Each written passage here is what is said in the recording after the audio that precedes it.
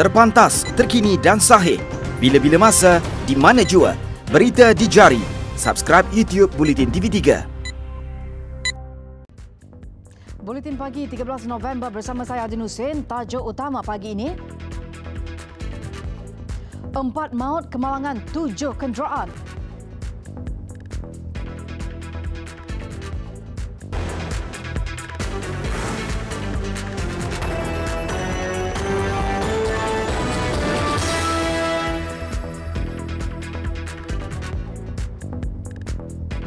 Assalamualaikum dan salam sejahtera. 2 maut termasuk seorang kanak-kanak dalam satu kemalangan membabitkan 7 kenderaan di kilometer 317.2 di Lebuh Raya Utara Selatan di Tapak Perak lewat malam semalam. Mangsa maut kanak-kanak lelaki berusia 5 tahun, Besiu Zung menaiki Pajero dan Salwati Yaakob 28 tahun, Pro 2 Myvi. Menurut jurucakap Jabatan Bomba dan Penyelamat Perak, selain 2 kenderaan tersebut, kenderaan lain yang terlibat ialah 2 trailer, sebuah lori kurier, Pro 2 Azia dan Honda Accord. Keseluruhan mangsa yang terlibat ialah 14 orang, iaitu 9 lelaki, 3 perempuan dan 2 kanak-kanak. Bomba menerima panggilan berhubung kejadian itu kira-kira pukul 10.50 malam dengan mendapat bantuan dari BBP Gopeng. Selain itu, Ketua Polis Daerah Tapa, Superintendent Wan Azharuddin Wan Ismail berkata, kemalangan berpunca selepas trailer membawa muatan kertas hilang kawalan lalu melanggar Pro 2 Azia dan Honda Accord. Pemandu trailer berusia 52 tahun, Rosli Abdul Majid, ditahan polis dan ujian air kencing dilakukan.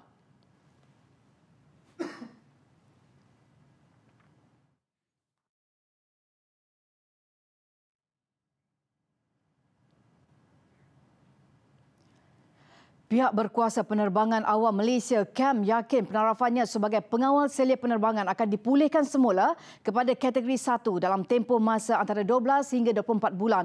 Anggota pihak berkuasanya, Afzal Abdul Rahim berkata, pihaknya memandang serius untuk memenuhi keperluan dan hasil audit pentadbiran penerbangan Persekutuan FAA Amerika Syarikat. Kemarin FAA memaklumkan CAM diturunkan penarafannya sebagai pengawal selia penerbangan kategori 2. Kesannya syarikat penerbangan yang dilesenkan oleh pihak berkuasa terbabit tidak dapat menambah laluan baru ke dan dari Amerika Syarikat. FAA menjalankan audit pengawal selia yang mengawasi operasi penerbangan ke Amerika Syarikat. Audit itu merangkumi bidang perundangan, pengawasan, perwakilan kuasa serta kecukupan bilangan kaki tangan teknikal di bawah CAM. 300 questions that were asked, or 300 areas that were surveyed, and of the 300 areas, there are, by our calculation, 7.3% still outstanding. So basically, if one question was, if one area was allocated 1 mark, we are currently at 92.7%. If it makes any sense, right? Not to try and make it sound better, but 7.3% or 33 areas are still outstanding, plus some of the ambiguous ones. The unambiguous ones, there are 22 areas. So if we close these areas, then the FAA has communicated to us that they would, if we can prove to them that they have progress, etc., because of course, being a body of the United States, they can decide to overreach if they want to. And if they come and see us again, they want to see these areas closed. That's how we retain Category 1 status. Hadir sama pada sidang media ini pengerusi CAM Kapten Ahmad Rizwan Muhammad Saleh. Afzan turut mengesahkan CAM sudah memaklumkan mengenai penurunan penarafan itu kepada Kementerian Pengangkutan untuk tindakan selanjutnya. 20 kanak-kanak yang dilaporkan hilang di negeri Melaka sejak 9 tahun lalu masih gagal dijejaki sehingga hari ini. Ketua Polis Melaka, Datuk Mat Kasim Karim berkata, semua mangsa berusia bawah 18 tahun ketika dilaporkan hilang. Menurutnya, antara faktor yang menyumbang kepada kehilangan mangsa, tekanan masalah keluarga, pengaruh rakan sebaya dan mengikuti kekasih. 20 orang ni langsung tak dijumpai. Itu kita risau. Sama ada mereka ini, anak-anak kita ini telah digunakan oleh sindiket ataupun telah dijual ke luar negara, kita pun tak tahu. Masih tak dapat rekod yang jelas. Beliau berkata demikian selepas merasmikan penutupan seminar kehilangan kanak-kanak di manakah silapnya di auditorium Ibu Pejabat Polis Kontijen IPK Melaka di Bukit Beruang. Katanya jumlah kehilangan kanak-kanak itu membabitkan 7% daripada 303 kes yang direkodkan sejak tahun 2010 hingga Oktober lalu. 7 termasuk 3 wanita pelarian Rohingya pemegang kad Pesuruhjaya Bangsa-Bangsa Bersatu bagi pelarian UNHCR dicekuk polis kerana disyaki terlibat dengan sekurang-kurangnya 24 kes pecah rumah di sekitar Kuantan, Pahang sejak Ogos lalu. Kegiatan jenayah itu dilakukan suspek berkenaan pada siang hari dengan nilai kerugian mencecah RM500,000. Ketua Jabatan Siasatan Jenayah Pahang, Dato' Osman Nayan berkata kumpulan terbabit ditahan dalam serbuan di sebuah rumah di Batu 10 Jalan Gambang, Kuantan 25 Oktober lalu. Siasatan mendapati kumpulan terbabit dipercayai turut disertai 2 wanita tempatan berusia antara 19 dan 35 tahun aktif melakukan pecah rumah di sekitar Jaya Gading dan Kampung Pandan, Kuantan. Suspek penjenayah ini akan datang ke rumah. Dia punya modus operandi dia mudah. Dia datang, dia orang akan ketuk pintu, dia orang bagi salam. Kalau ada penghuni rumah, dia orang akan offer untuk dia orang buat kerja lah, khususnya kerja cuci rumah, kerja potong rumput dan sebagainya lah. Tetapi kalau tuan rumah tak ada, dia orang pergilah. Tapi kalau tuan rumah tak ada rumah, ni isu yang berlaku ni dalam keadaan tuan rumah tidak ada rumah, dia orang akan umpil rumah pintu, umpil tingkap, masuk melalui jalan yang mudah lah, dan dia orang akan menggeledah rumah. Lebih 100 barangan berharga dipercayai dicuri suspek, termasuk 60 jam tangan, 54 telefon bimbit, 15 kamera, 15 komputer riba, sejumlah mata wang asing dan peti besi keselamatan ditemui. Turut ditemui pelbagai peralatan dipercayai digunakan untuk melakukan jenayah pecah rumah.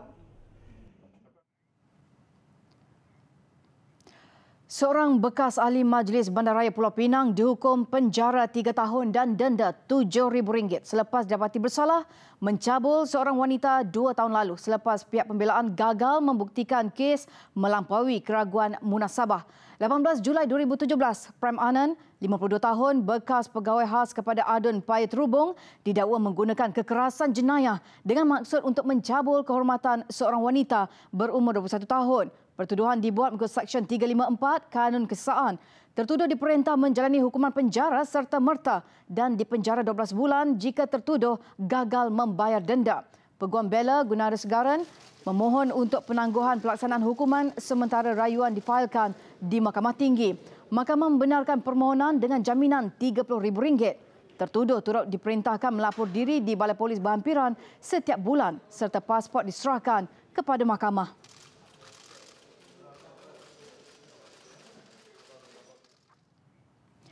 Amalan anti persaingan seperti kartel dan penyalahgunaan kuasa monopoli antara punca kenaikan kos sara hidup yang memberi kesan kepada masalah sosial selain berpotensi memberikan kesan psikologi kerana tekanan perasaan serta keletihan melampau mencari pendapatan tambahan. Sehubungan itu, Timbalan Perdana Menteri Datuk Seri Dr. Wan Azizah Wan Ismail mahu sebarang pelakuan anti persaingan yang menyumbang kepada gangguan pasaran ditangani bagi menjamin pertumbuhan ekonomi negara mampan. Berucap pada majlis perasmian penutupan Simposium Persaingan Setara dan Kos Sara Hidup Seiring dan Sejalan di Putrajaya, beliau berkata amalan itu mampu menjejaskan persaingan dalam pasaran. Tindakan itu dianggap penyalahgunaan kedudukan dominan. Contoh amalan perniagaan yang tidak mementingkan keadilan sosial adalah apabila mereka secara bersama menetapkan harga jualan lebih jauh melebihi kos pengeluaran untuk meraih keuntungan maksimum. Dalam keadaan ini, berlakunya amalan perniagaan atau perusahaan yang secara bersama bersetuju untuk bertindak secara tidak adil daripada menjalankan perniagaan secara bebas dan bersaing secara adil antara satu sama lain. Persaingan yang setara jelasnya akan memberikan manfaat kepada perusahaan kecil dan rakyat dalam memastikan produk dan perkhidmatan yang ditawarkan pada harga berpatutan, berkualiti serta mempunyai banyak pilihan. Pembangunan Pelabuhan Antarabangsa Kuala Linggi KLIP di Melaka bakal menjadi hub persinggahan kapal bertaraf dunia. Menteri Pengangkutan Anthony Loke Siu Fook berkata hasrat itu dapat direalisasikan menerusi pemeteraian Memorandum Persefahaman MOU jangka panjang antara TAG Marine Sdn Bhd, pengendali pelabuhan terbabit dan syarikat perkapalan terbesar dari Belgium Euronav NV. Menurutnya, perjanjian itu akan memberi impak kepada industri maritim Malaysia yang dapat merangsang ekonomi serta membangunkan hub maritim dan industri berkaitan. Ini sudah tentunya memberikan banyak peluang kepada syarikat tempatan menawarkan perkhidmatan berkenaan dengan marine. Seperti yang saya katakan tadi, di Linggit Port itu telah dijadikan sebagai satu hub untuk bunkering. Dan ini memang sesuatu yang disokong oleh Kementerian Pengangkutan.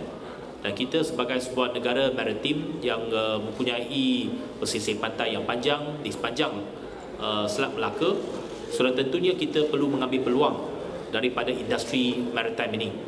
Beliau berkata demikian pada majlis menandatangani memorandum persefahaman antara operator pelabuhan TAG Marine Sdn Bhd dengan syarikat perkhidmatan perkapalan Euronav NV di Ibu Negara. Terletak di lokasi strategik KLIP yang berada antara limbungan besar seperti Singapura, Tanjung Pelepas dan Pelabuhan Klang boleh memberikan khidmat sokongan marine yang baik kepada kapal yang melalui Selat Melaka.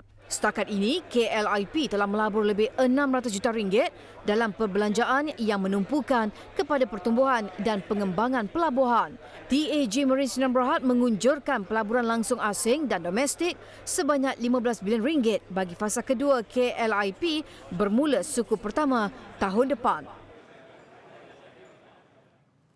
Parti Gerakan dan Berjasa masing-masing menafikan menerima dana daripada komponen Pakatan Harapan PH untuk bertanding pada pilihan raya kecil PRK Tanjung Piai. Dua parti berkenaan kesal dengan tindakan pihak tertentu yang cuba bermain politik fitnah dalam kempen berkenaan terutama di media sosial.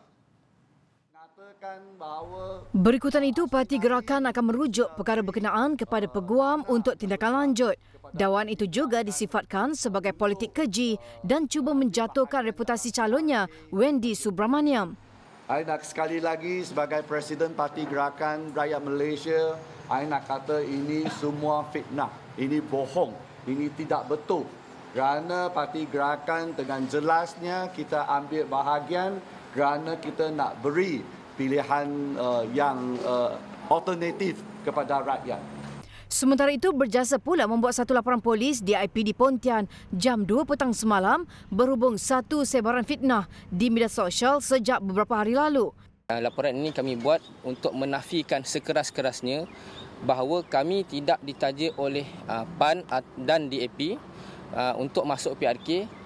Pihaknya menggesa agar semua pihak dapat bertanding secara sihat dengan menolak politik fitnah.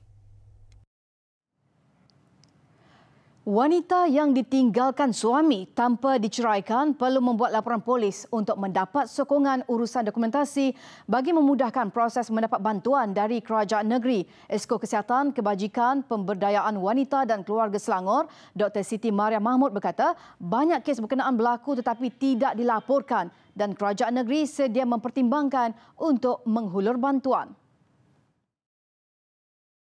Bagi mereka kita panggil sama ada ibu tinggal, ada suami tapi suami hilang, ada yang kita ibu tinggal, dia satu ibu tunggul.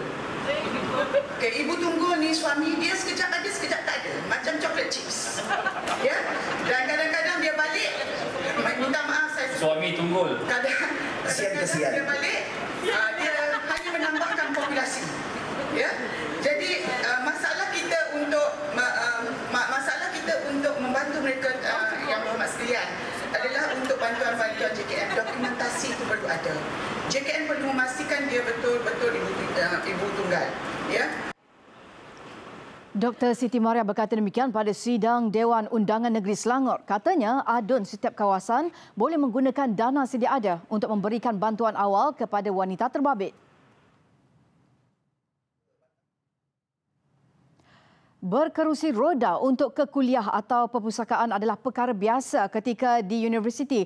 Ramai rakan sekuliah yang mahu menghulurkan tangan membantu mahasiswa OKU. Wartawan Muhammad Ishak Abdullah Ngah ke Universiti Sultan Zainal Abidin UNIZA di Kuala Nerus, Terengganu menyingkap peranan badi atau peneman selepas mereka kini dibayar allowance kerana menjadi pembantu kepada mahasiswa OKU. Secara am, inilah antara tugas seorang padi. Ini untuk pelajar OKU cacat fizikal. Untuk pelajar OKU kategori lain, bantuan sokongan yang diperlukan juga berbeza. Semua itu dipantau UNIZA menerusi unit pelajar OKU yang diletakkan di bawah Pejabat Hal Ehwal Pelajar. Sebenarnya pertama sekali, apa yang mendorong untuk saya jadi badis kepada dia adalah impian saya dari kecil memang saya nak jadi seorang pembantu OKU, dan saya nak sangat hidup dalam kalangan orang OKU ni. Saya nak kenal mereka, saya nak tolong mereka, sebab saya rasa saya itu ada tanggungjawab seorang orang yang normal untuk memudahkan urusan dia.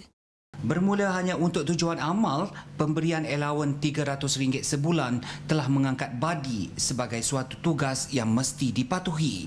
Ini mungkin membebankan, tetapi kerana setiap badi turut disyaratkan daripada mahasiswa dalam jurusan yang sama, setidak-tidaknya ini dapat memastikan mereka tidak keciciran dalam pelajaran.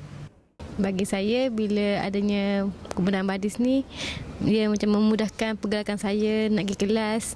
So kalau nak pergi makan ke senang sebab dah ada kawan duduk sebilik. Lepas tu kalau macam keperluan nak pergi library ke, nak buat discussion, memudahkanlah. Termasuk UNIZA, sudah ada 20 universiti awam di seluruh negara melaksanakan dasar inklusif orang kurang upaya seperti yang disarankan oleh Kementerian Pendidikan. Bezanya di UNIZA, fasiliti lain untuk mahasiswa OKU agak tip-top. Hampir setiap keperluan untuk mahasiswa OKU dicukupi.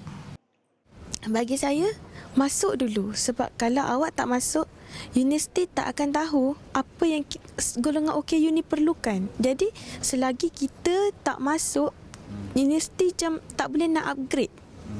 Macam UNIZA sendiri, sebelum ni dia tak ada student yang macam saya. Maksudnya student yang blind lah. Sebelum ni ada macam rabun, boleh bawa diri. Jadi dia tak ada student macam saya. Jadi UNIZA belum ada tactile, belum ada railing untuk golongan OKU penglihatan. Bila saya masuk, insya-Allah lah benda tu akan dilaksanakan. Badis dan mahasiswa OKU saling bergantungan. Walaupun diberi allowance RM300 kepada badis yang membantu mahasiswa OKU, bukan allowance itu yang ditagih, tetapi apa yang diberitahu mereka kepada saya, mereka juga mencari saham untuk akhirat. Muhammad Isa Abdilangah melaporkan. Mel, abang jumpalah buku yang Mel cari. 100 sukarelawan Yayasan Sukarelawan Siswa YSS daripada Universiti Awam dan institusi pendidikan tinggi lain akan mencurah khidmat bakti apabila berkampung selama 17 hari di Sabah bermula Khamis ini. Pengerusi YSS Tan Sri Lilam Tai berkata, sukarelawan berkenaan akan memberi khidmat bakti dalam bidang pendidikan, pembangunan komuniti, kesihatan dan perubatan, agribio dan alam sekitar, teknologi maklumat dan keusahawanan sosial serta pengurusan krisis dan bencana. Sebelum mereka berlepas, jadi mereka dikehendaki untuk terlibat dalam pre-departure training. Pre-departure ataupun PDT ini bertujuan untuk memberikan itu mereka maklumat, informasi, memberikan mereka ilmu pengetahuan dan juga melengkapkan itu mereka supaya mereka bersiap itu sedia terlibat dalam itu misi ke Sabah. Beliau berkata demikian selepas merasmikan Majlis Pelepasan Peserta YSS di Kementerian Pendidikan Putrajaya. Misi kali ini aktiviti penutup tirai 2019 dengan program diadakan sehingga 29 November ini. Sukarelawan siswa yang terpilih akan berkampung di 6 buah lokasi di Pitas, Kudat dan Kota Marudu.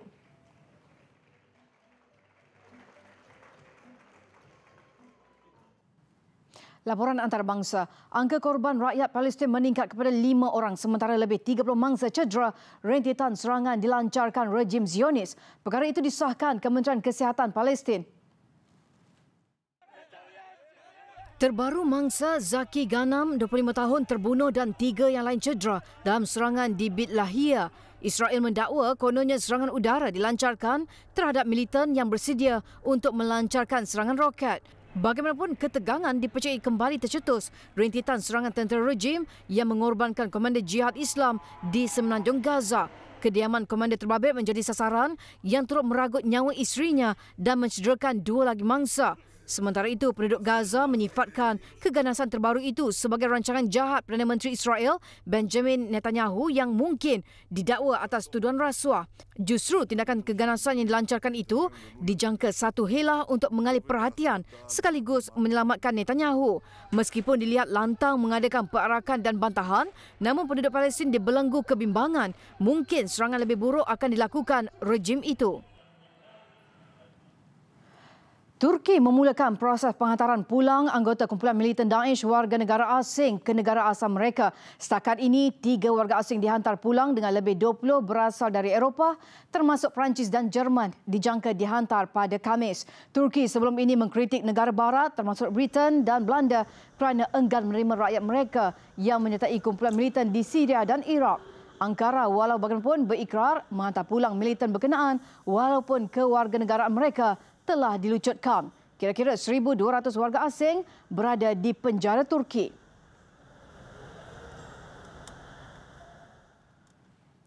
Sekian paparan Buletin Pagi. Terus ikuti platform digital dan media sosial Buletin TV3 untuk pelbagai perkembangan berita terkini. Saya Adin Husin. Sama hormat dan Assalamualaikum.